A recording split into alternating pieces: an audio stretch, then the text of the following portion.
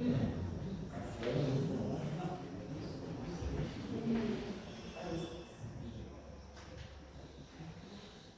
noite a todos. Eu vou ler uma mensagem do livro, é um trecho do livro Vibrações de Paz em Família. Passos para o auto-perdão. Em relação ao passado, nada se pode mudar, a não ser a forma de se relacionar com o que passou. Se quiser, pode organizar sua vida mental para se desligar das más recordações que aprisionam você em culpas e remorsos. Perdão é a atitude libertadora que trará você de volta ao presente. Primeiro passo: não responsabilize os ofensores pelo que fizeram e nem a ti mesmo. Segundo passo: faça um autoexame sincero por meio da seguinte indagação: o que a minha mágoa quer me ensinar sobre mim? Terceiro passo: observe que, com o tempo, a dor da mágoa vai desaparecendo. Todavia, as lembranças voltarão de vez em quando e serão como avisos ainda necessários para nos lembrar do auto-perdão. Perdoando-se, sentirá a luz de Deus em seu coração, aliviando suas dores e convidando a recomeçar com alegria e coragem uma nova vida. Então, com essa mensagem, vamos fechar nossos olhos, elevar nossos pensamentos e abrir nosso coração para essa noite de paz e de iluminação que está se iniciando. Senhor Deus, permiti que os bons espíritos que nos rodeiam venham auxiliar-nos quando sofremos e sustentar-nos quando vacilamos. Fazei, Senhor, que eles nos inspirem a fé, a esperança e a caridade, que sejam para nós um apoio, uma esperança e uma prova da vossa misericórdia. Fazei, enfim, que encontremos junto deles as forças que nos faltam nas provações da vida, a fé que salva e o amor que consola. Que assim seja. E com essa oração, em nome de Jesus, damos início à nossa noite de hoje, que nós temos o palestrante José Vanderlei. Isso, do Centro Espírita Bezerra de Menezes de São Bento do Sul. Após a palestra, a Ieda fará a prece final e a preparação para o passe. Então, José Vanderlei, seja muito bem-vindo, que a espiritualidade de Jesus te abençoe nessa noite de hoje.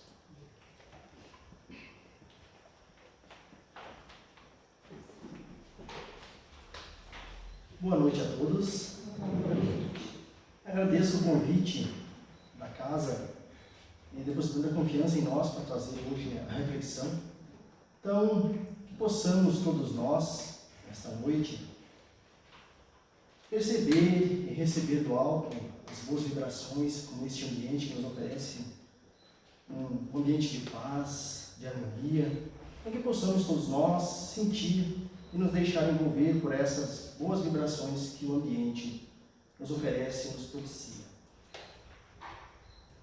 O tema que eu propus hoje para trazer para a gente refletir é quando decido amar.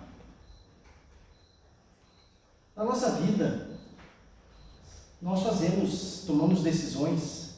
Algumas vezes nossas decisões elas são importantes, muito grandes, outras são pequenas, quase irrelevantes, mas é certo que nós tomamos decisões nas nossas vidas. Nós precisamos tomar as decisões em nossas vidas. Todos os dias, então nós levantamos e decidimos se vamos trabalhar, o que vamos tomar no café, fazemos essas escolhas. uma decisão nossa. Decidimos também em nossas vidas, né? Qual profissão vamos exercer, vamos executar, com quem vamos casar. Nós tomamos essas decisões, fazemos essas escolhas, né? É certo que nós, homens, não temos esse poder de decidir com quem vamos casar. Essa escolha é sempre da mulher. Nós pensamos muitas vezes que estamos fazendo a conquista, né? Nos preparamos para os galanteios, mas a mulher já sabe até o número do nosso cartão e a senha. Quantos filhos vamos ter? E a gente acha que está abafando, né? Há um tempo atrás, um grupo de pesquisadores dinamarqueses fez a seguinte pesquisa e o seguinte levantamento.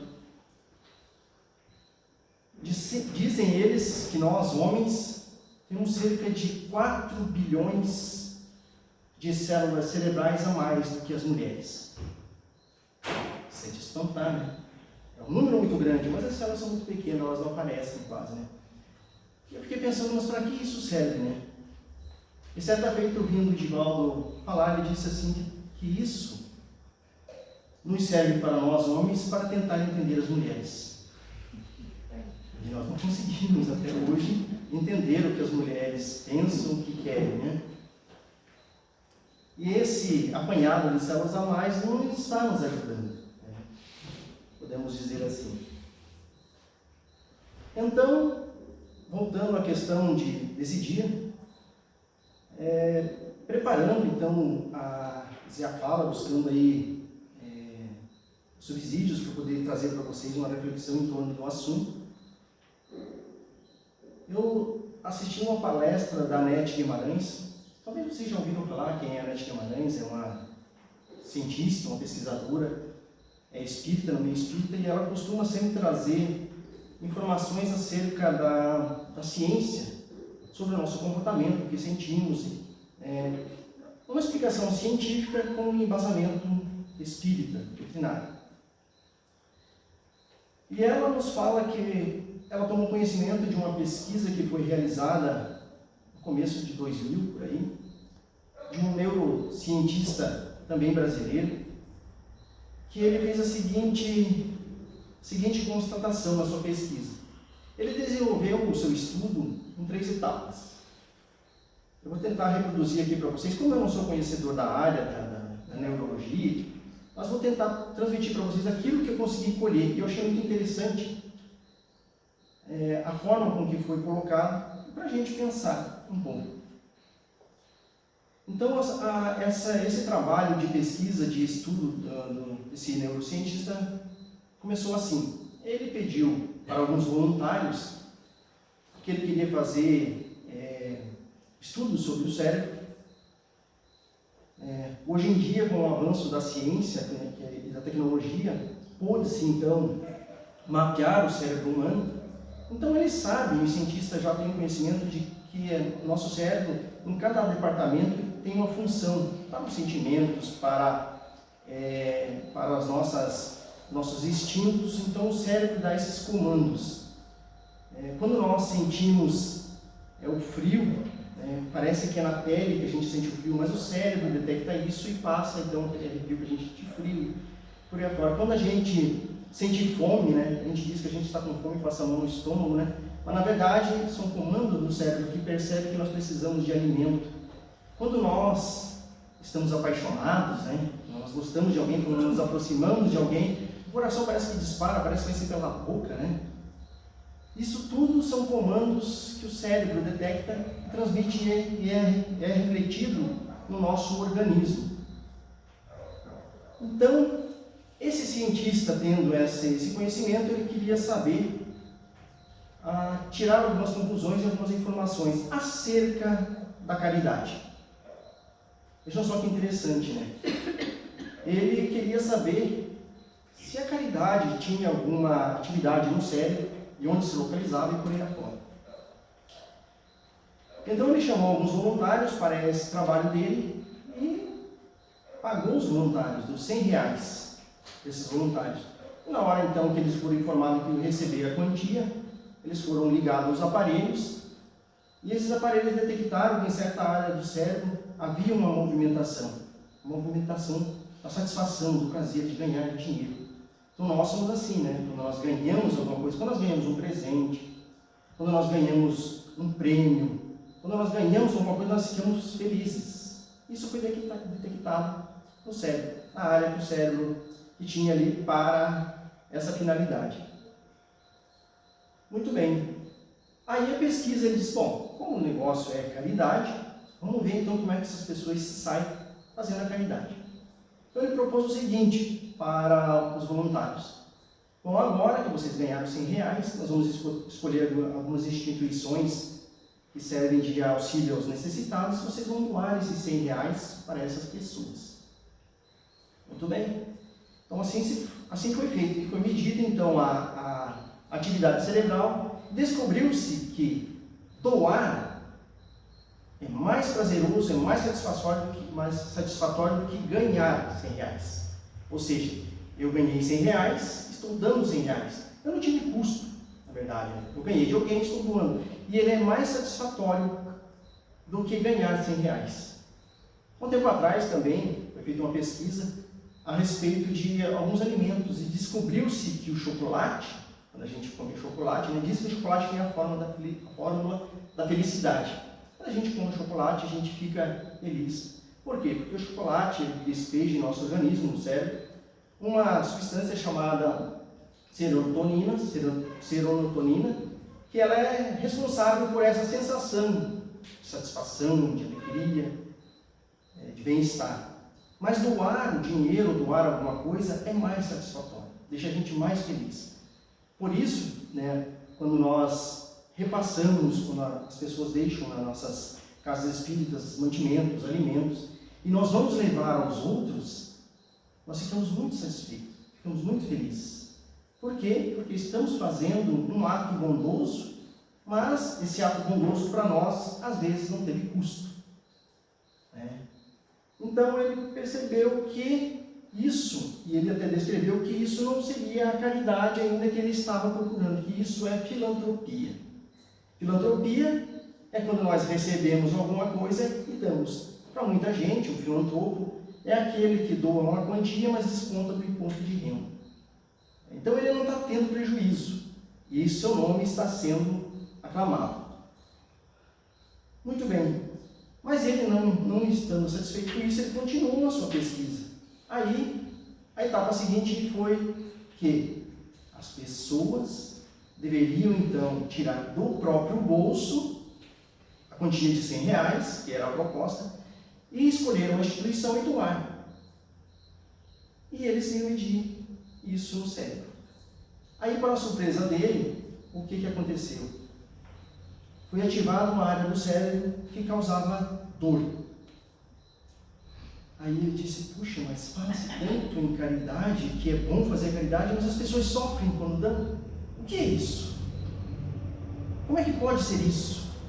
As religiões falam, as pessoas fazem, e como é que pode ser isso? Causar dor, sofrimento, doar aquilo que a gente tem, como disse o Nilson, para Divaldo, quem assistiu o filme, nosso suadinho dinheiro, nosso suadinho salário, a gente doar para os outros. Não era bom fazer isso. Foi constatado. Só que ele não publicou essa pesquisa ainda porque ele achava que faltava alguma coisa ainda. Um tempo depois ele tomou conhecimento de outro trabalho que estava sendo feito quase com o mesmo intuito de orações. Pessoas que faziam orações, então algumas pessoas faziam orações, os monges, umas freiras, e o trabalho dessas pessoas foi observado no cérebro que essas pessoas tinham prazer em orar pelos outros, era satisfatório, era bom, e acionava uma área do cérebro que dava mais alegria, mais satisfação do que doar, do que comer chocolate.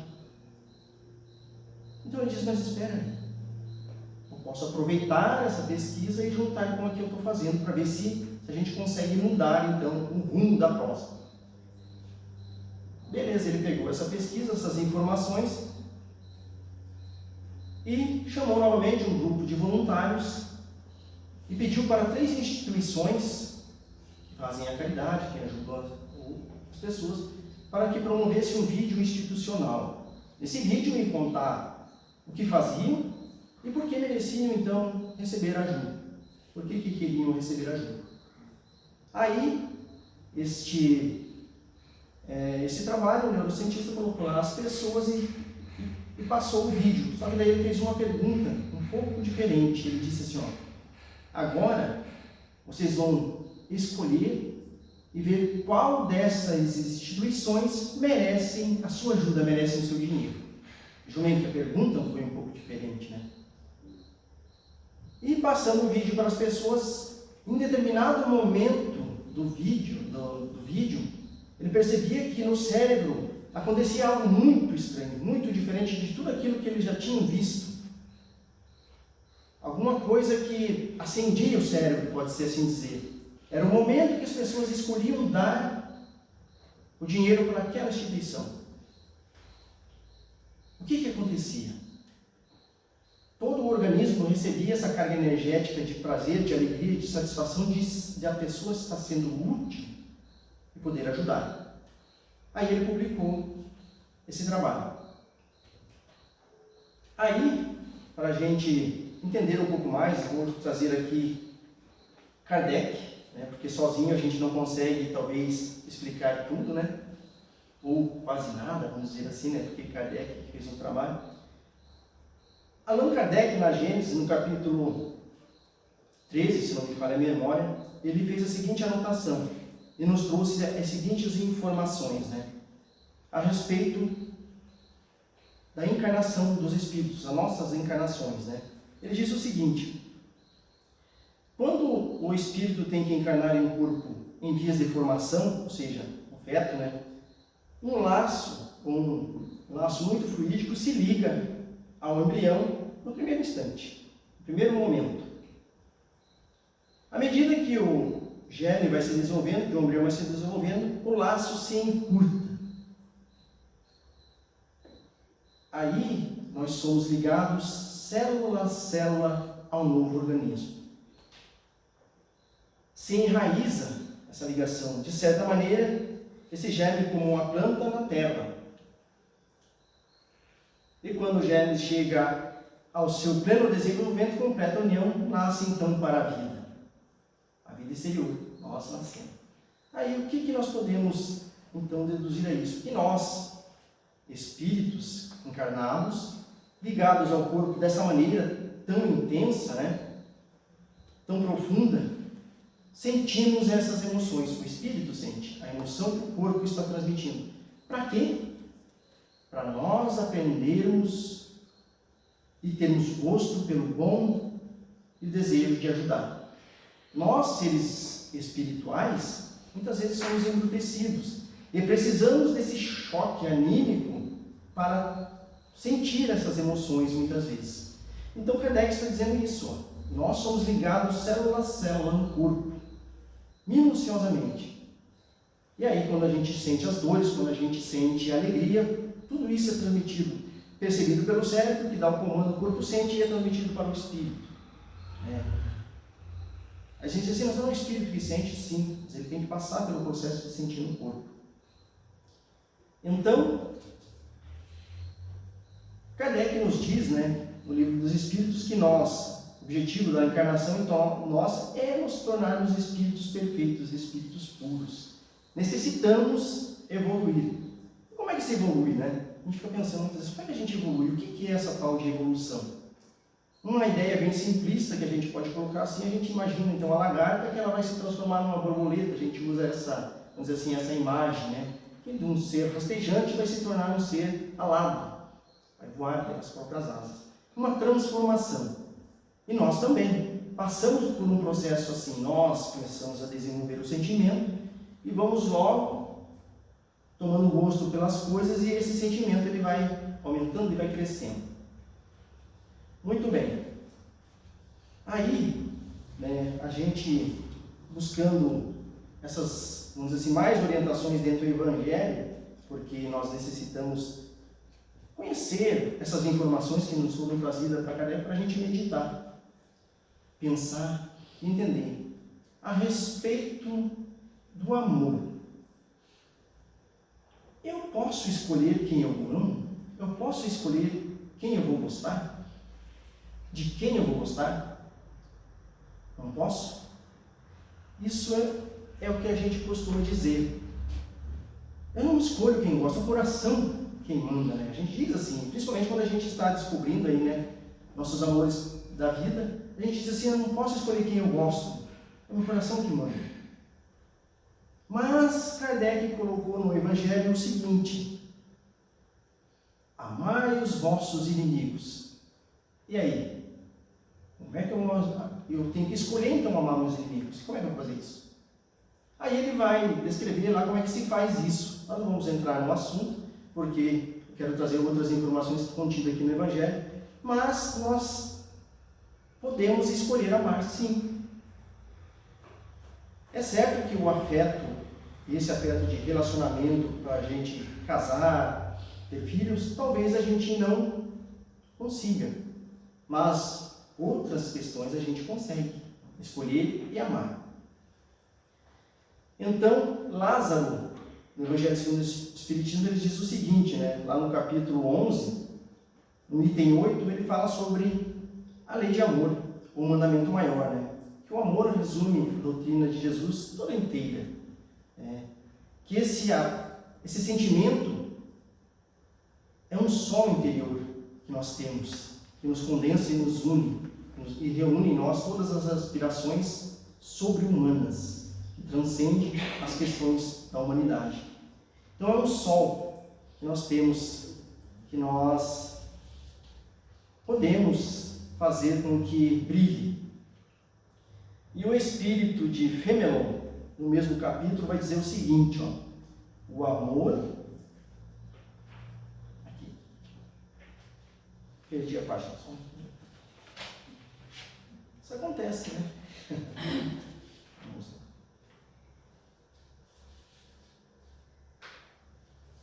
lá. Aqui. O amor é de essência divina, e todos vós, do primeiro ao último, tendes no fundo do coração a centelha desse fogo sagrado. Todos nós, desde a mais pequenina das criaturas como o maior dos seres, temos em nosso nome. Como assim? Aí a gente recorda então que Kardec colocou lá nos atributos de Deus, que Deus é soberanamente justo e bom.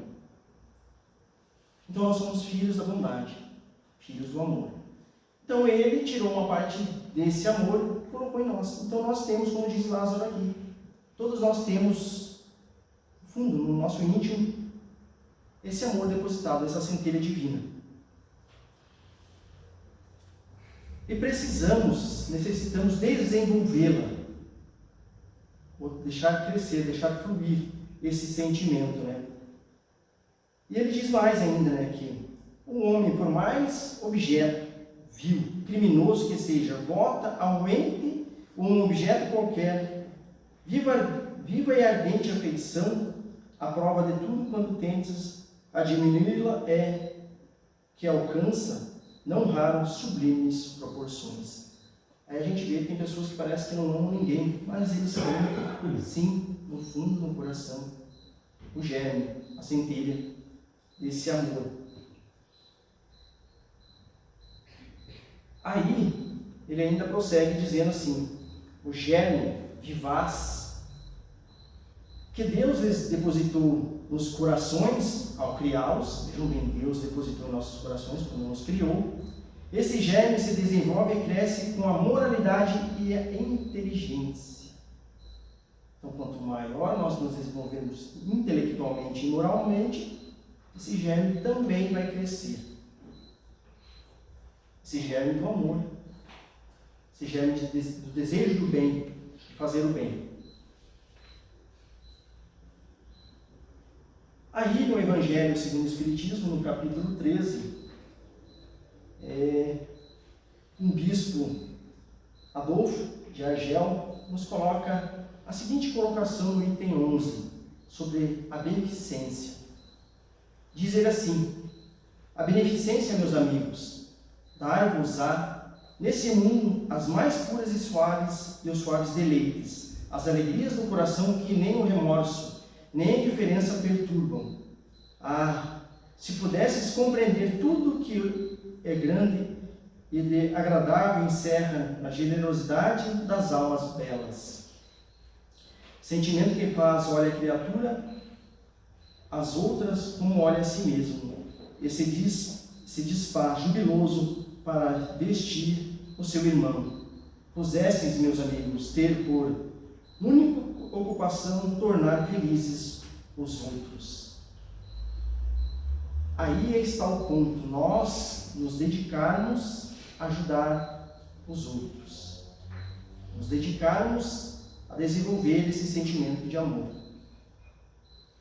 Nós, como seres humanos, que somos seres gregários, que nascemos para viver em sociedade, precisamos de um agrupamento para viver, porque Kardec também assinalou no Livro dos Espíritos que Deus não nos deu a fala e todas as faculdades de relação para vivermos isolados. Necessitamos desse contato. Então nós, como seres gregários que somos, temos esse desejo pelo bem e somos bons. É da nossa natureza ser bom.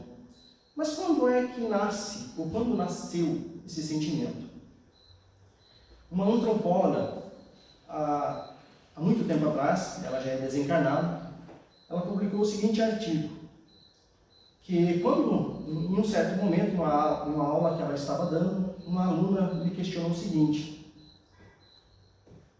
quando é que nós identificamos os traços da civilização, de civilidade? Quando é que a gente pode identificar que o homem começou a se tornar civilizado e viver em agrupamento?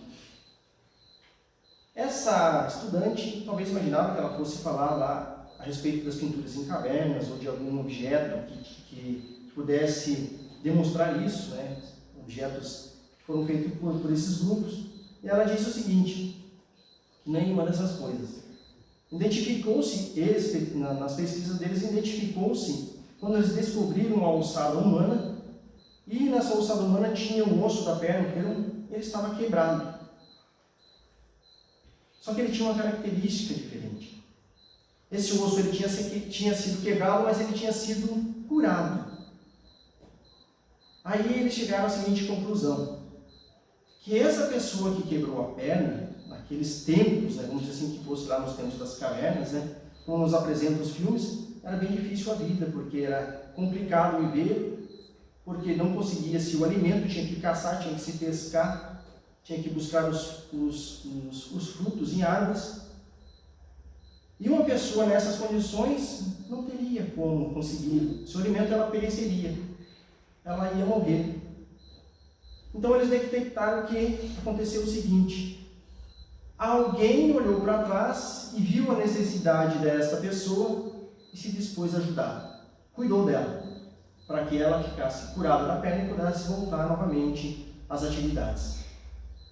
Então eles concluíram que, neste momento, nascia a compaixão. Neste momento nascia a compaixão. Essa compaixão, Jesus descreve muito bem na parábola do bom samaritano, provavelmente vocês já devem conhecer essa parábola, né?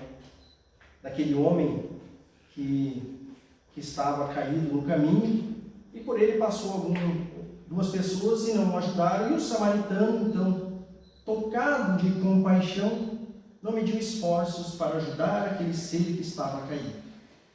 Então imaginamos esse homem, esse samaritano, quando se deparou com a cena, parou, olhou e imediatamente ajudou. Por quê? Se colocou no lugar da pessoa. Não perguntou, não foi tomar conhecimento de quem era. E disse mais, deixando ele então em um local que pudesse ser atendido, quando eu voltar, tudo que ele gastar a mais, eu restituirei. Então essa passagem, Jesus nos diz que o sentimento de compaixão está em nós. E quando nós despertamos, quando nós percebemos a necessidade de alguém e queremos ajudar, Essa atividade cerebral que os cientistas descreveram ali acontece em nós. Vejam bem que o samaritano não conhecia a pessoa, nunca tinha visto na vida. E muitas vezes nós nunca vemos as pessoas e também temos vontade de ajudar. Aí o sentimento começa a nascer. É uma escolha? É uma escolha que a gente faz. Ajudar é uma escolha. Se eu sinto a vontade, eu posso escolher ajudar. Eu posso escolher ajudar. Ou não, passar de largo como fizeram os outros. Então, o Espírito Miguel também nos traz a seguinte informação dentro do Evangelho segundo o Espiritismo, a respeito da piedade ou a respeito da compaixão. A piedade é a virtude que mais vos aproxima dos anjos. Vejam como ele já começa de uma forma tão bonita, né? Trazendo uma informação muito importante para as nossas vidas. Que a piedade, a compaixão, o sentimento de querer ajudar é o sentimento que mais nos aproxima dos anjos. Quando a gente fala em anjo, a gente logo imagina um ser muito elevado em relação a nós, moralmente e intelectualmente. Então, esse sentimento já é o sentimento que nos coloca quase que junto com eles. É a irmã da caridade que vos conduz a Deus. Deixai que o vosso coração se enterneça ante o espetáculo da miséria e do sofrimento de vossos semelhantes. Quando ele fala para a gente deixar o nosso coração se enternecer diante da miséria, que é um espetáculo, né? Porque a gente, como nós estamos encarnados em um mundo de expiações e provas, onde a gente percebe que as necessidades ainda são muito grandes, necessidades materiais, necessidades morais. Ele está nos dizendo que nós não reprimamos esse sentimento, dizendo para a gente deixar esse sentimento aflorar. Muitas vezes por medo nós fazemos isso, nós abafamos. Nós não queremos deixar, porque o que vão dizer de mim? De repente eu fiquei bom, se uma hora para outra, né? De repente agora que eu gosto de ajudar os outros, não. Dizendo, ó, quando vocês sentirem isso, deixe. Façam o que estão pedindo. Por quê? Porque é um sentimento que nos aproxima dos anjos e é o sentimento que está sendo, vamos dizer assim, regado em nós. Então Deus permite que essas misérias aconteçam justamente para que a gente desenvolva os nossos sentimentos. E nós podemos escolher isso. Nós podemos querer ajudar. Vossas lágrimas são o bálsamo que derramais nas feridas, e quando por bondosa simpatia chegais a lhes proporcionar a esperança, a resignação, que encanto não experimentais, diz ele, quando a gente proporcionar isso aos nossos irmãos. Esperança e resignação. Dizer a eles que tudo passa, como dizia Maria. Aqueles que a procuravam, ela dizia, tudo passa. Isso também passa. E colocar ainda no coração desses nossos irmãos a esperança. Que dias melhores virão. Que isso faz parte de um processo de burilamento de nós, espíritos, seres imortais. Tem um certo amargor, é certo. Esse encanto porque nasce ao lado da desgraça, mas não tem o sabor acre dos gozo mundano.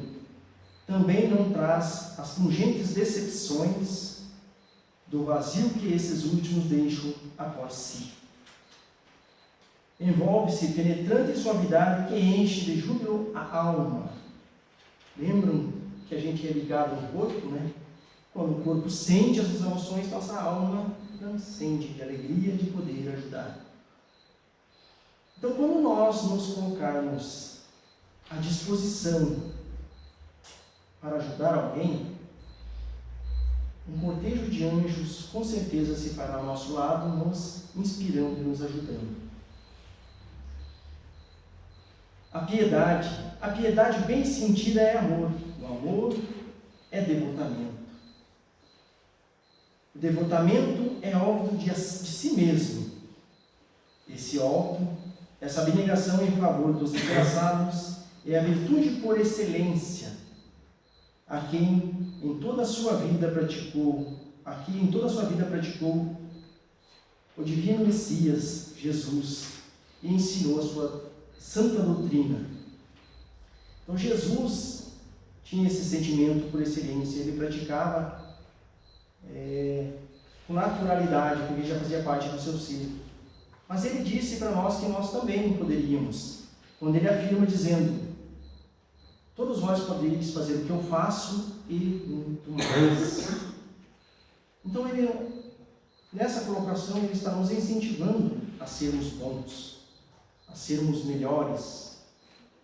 Então, todas essas informações, essas mensagens que são nos trazidas, elas são, assim, de uma certa beleza, porque Espírito tudo fala com beleza, né? Querem nos transmitir ao coração o sentimento. Quando Miguel trouxe essa mensagem, eu imagino que ele, nesse momento, estava investido de todo esse sentimento de alegria de poder nos ajudar, de nos trazer essas informações. Porque nós necessitamos muito ainda deste amparo espiritual para podermos crescer espiritualmente. Kardec, na Gênese, já na última leitura da Gênesis, ele diz o seguinte, que nós conversamos muito no movimento espírita sobre a regeneração do planeta, né, que nós estamos no processo de regeneração, vamos atingir uma condição de planeta regenerado.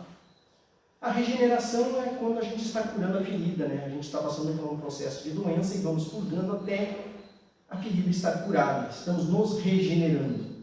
Aí quando a gente está curado, a gente está regenerado. Então nós estamos passando por esse processo agora, o planeta está passando por esse processo. Estamos curando as nossas feridas e precisamos de remédios para isso. E o remédio é a caridade. E a caridade, ela se desenvolve, ou ela cresce à medida que nós desenvolvemos nossos sentimentos de bondade. Indulgência, perdão, benevolência, compaixão, atitudes do bem, doar alimento. Eu lembro que minha mãe, ela dizia o seguinte, ela tinha um ditado que ela dizia o seguinte, que nós devemos doar aquilo que nos faz falta. Essa é a verdadeira caridade, ela dizia. Se você não doar o que te faz falta em casa, não é a verdadeira caridade. Isso me doía muito, porque eu disse, por que eu tenho que doar o que me falta? Eu não posso doar o que está me sobrando, né? Aí a pesquisa vai dizer que justamente quando a gente doa com má vontade, dói. Né? Dói no nosso coração, dói. Mas ela queria dizer justamente que nós deveríamos fazer o sacrifício de doar. Mas o sacrifício mais agradável a Deus é do nosso orgulho e do nosso egoísmo. Devemos sacrificar. Então, quando nós somos pessoas orgulhosas, somos muito egoístas, nós não gostamos muitas vezes de ajudar os outros. Mas nós precisamos, se nós queremos nos tornar anjos, se nós queremos nos curar desse processo que nós estamos passando aí das nossas feridas do passado e nos regenerar. Nos conta o irmão X, no livro Contos e Contos, psicografia de Chico Xavier, que tinha um monastério onde viviam alguns monges e eles tinham uma rotina, esse monastério, que cada manhã um dos monges que ali estava era responsável por abrir os portões do monastério, ajudar o necessitado e organizar o dia de trabalho. E um certo monge que ali habitava, toda manhã ele orava com fervor, pedindo uma visão do Senhor. Queria ser contemplado com a visão do Senhor. Em uma certa manhã, quando ele abre os olhos e faz a sua oração com tanto fervor e com tanta fé, quando ele abre os olhos de novo, quem está à frente dele? O Senhor. Ali estava, sorrindo para ele. E de repente o sino tocou. Era hora de abrir os portões do monastério. Acontece que ele, aquele dia, era o responsável por abrir os portões e organizar os mantimentos, os alimentos, tudo aquilo que as pessoas necessitam. Aí ele ficou naquela angústia. E agora, o que faço? Não posso me demorar. Tenho que abrir os portões ou fico aqui a contemplar o Senhor? O que fazer nesse momento crucial da minha vida? O que fazer? E o Senhor ali, sorrindo para mim. E nós, se tivéssemos esse momento, hein? O que nós faríamos? Esse monge, com o coração partido, olhou para a porta, abriu e desceu, não olhando para trás. E foi, então, abrir os portões. O dia inteiro passou ajudando os necessitados, ouvindo as pessoas que tinham as suas lamentações. De vez em quando ele lembrava, o Senhor, meu Pai.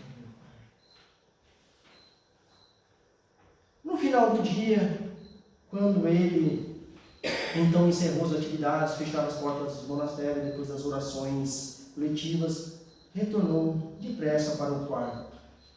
E quando ele abriu a porta, para a surpresa dele, lá estava o Senhor, de braços abertos ali a esperar, sorrindo. Ele, de joelhos aos pés do Senhor, de júbilo, chorando. E o Senhor lhe disse: se tu tivesses ficado, eu teria me ido. Meus amigos, que Jesus nos abençoe e que possamos deixar nascer em nós esse sentimento, regar esse sentimento de amor, porque é uma escolha. Amar é uma escolha e nós podemos amar. Muita paz a todos. Obrigado.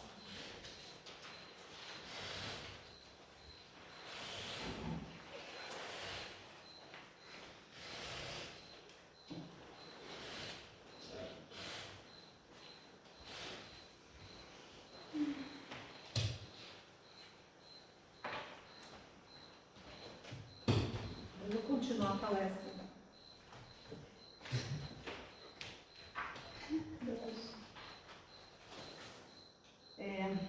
Agradecemos a vocês pelas belas reflexões dessa noite, que algumas sirvam para mim, né? E para mais algumas pessoas. Então vamos nos preparar para o passe, vamos fechar nossos olhos e fazer uma prece. Nosso Pai, que estás em toda parte, santificado seja o teu nome, no louvor de todas as criaturas. Venha a nós teu reino de amor e sabedoria. Seja feita a tua vontade acima de seus desejos, tanto na terra como nos planos espirituais. O pão nosso, do corpo e da mente, dá-nos hoje. Perdoa as nossas dívidas, ensinando-nos a perdoar os nossos devedores, com esquecimento de todo mal. Não permitas que venhamos a cair sob os golpes da tentação de nossa própria inferioridade, livrando-nos do mal que ainda reside em nós mesmos, porque só em ti brilha a luz eterna do reino e do poder, da glória e da paz, da justiça e do amor para sempre. Que assim seja. E assim vamos ao passe.